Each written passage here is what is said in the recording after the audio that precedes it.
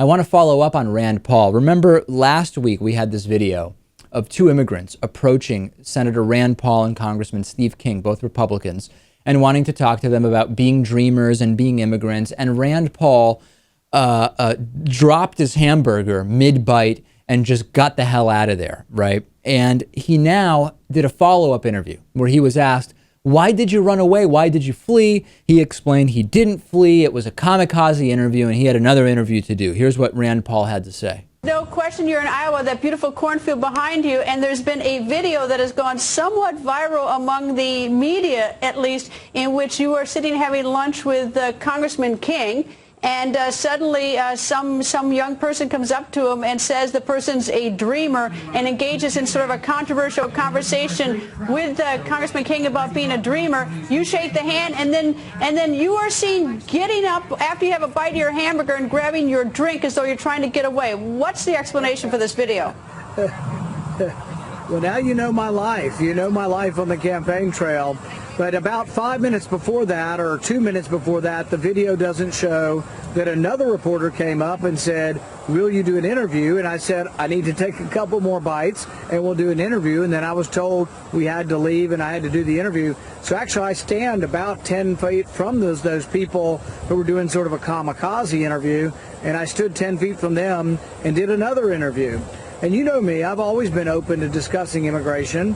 The aide who we saw in the old video whisking away Rand Paul said to the National Journal that Paul had a media avail after the event, and that's where they had to be.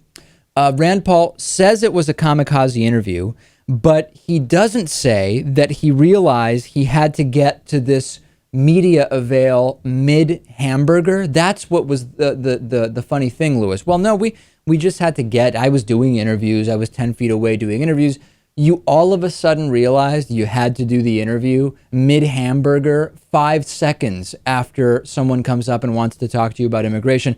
The story is laughably absurd. And every time he opens his mouth about it, it gets even funnier.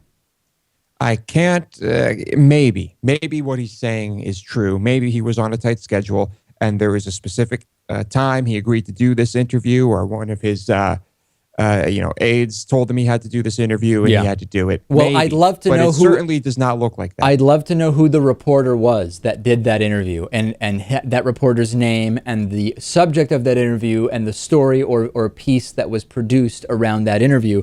They do it on both sides, though, right? It's just like when that nut Joe the plumber went up to President Obama. Obama ran away. Oh, wait a second. No, Obama talked to the guy extensively and actually tried to address his concerns. It was just Joe the plumber who didn't want to hear them. So I guess not everybody handles these the exact same way. Not everyone. I still don't like the tactic, but it does make for some compelling video. I don't disagree with you, Lewis, but the thing is, these guys will not actually back up what they say and talk to people about it. So people often are left with very little choice but this. I agree with you. As an individual, you're just trying to eat your hamburger, you're at an event. But if you actually won't really address the concerns of people, you'll only give sanitized talking points on corporate media, people run out of choices. So I understand that as well. Facebook.com/David Pakman Show. Visit us on Facebook. Give us a like. We will be back after this. So much more today, including, do you remember when the so-called Indians drank burning water? Incredible.